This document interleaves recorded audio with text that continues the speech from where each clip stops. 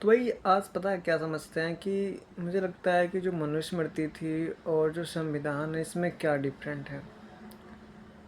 देखो जो मनुस्मृति थी उसमें आप अगर गलत हो तो आपको सज़ा मिलेगी। जिससे कि समझने की बात थोड़ी देर से समझते हैं कि जो मनुस्मृति थी यानी जो वेदों से जुड़ी कोई ग्रंथ था, जो संविधान था, उसमें क्या था कि नेचर की हर चीज़ को सुरक्षित रखने के लिए उसमें व्यवस्था थी।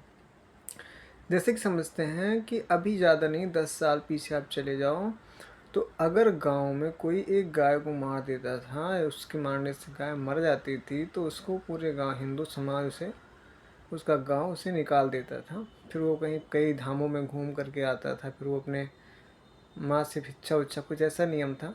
तो यानी कहने का मतलब ये है कि किस तरह से एक जीव को मारना एक इंसान के मारने के बराबर जैसा उनका सम्मान दिया जाता था कि वो भी जीव हैं इस तरह से। क्योंकि भाई ग्रंथ क्या कहते हैं कि सब में एक ही जीव है, एक ही परमात्मा है।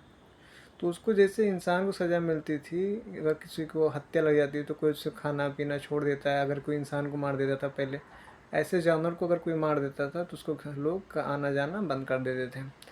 हालांकि संविधान जो आया, संविधान में किसी को आप मारिए, आप अगर इंसान को मार देते हैं तो भी लोग खाते पीते हैं। और संविधान में क्या है कि देश से गद्दारी करने वाले लोग भी जिंदा रहते हैं। संविधान के अंदर क्या है कि अगर आप प्रूफ नहीं कर पा रहे हो कि ये है तो उसको सज़ा नहीं दे, उस सज़ा मिलेगी भी, उसका जेल मिलेगी, बस मौत ज़्यादा नहीं, उधर नहीं मिलती है। तो इसलिए आज गद्दार बहुत ज़्यादा है हमारे देश में। तो मुझे लगता है मनुस्मृति कहीं ना कहीं देश के हित में, नेचर के हित में बहुत अच्छी थी। उसमें जो था वो कर्म पे था। जैसे कि ब्राह्मण जो है, अब देखिए बहुत लोग कहते हैं कि भाई ब्राह्मण को यज्ञ क्यों है, कि ब्राह्मण क्या है, देखो इतना कुछ सताए जाने के बावजूद ब्राह्मण ने अपने वेदों का साथ नहीं छोड़ा। भगवान के रोज़ मंदिर में आपको मिलेंगे। भाई हम क्यों नहीं मिल रहे हैं? क्योंकि हम रोज़ पूजा नहीं कर सकते हैं, हम बस कुछ देर के लिए पूजा कर सकते हैं। ब्राह्मण क्या है, भगवान की हमेशा सेवा करता है। और शायद जो कल की अवतार होने वाला है वो ब्राह्मण के घर में ही होने वाला है, किसी और अन्य जात में नहीं होने वाला है।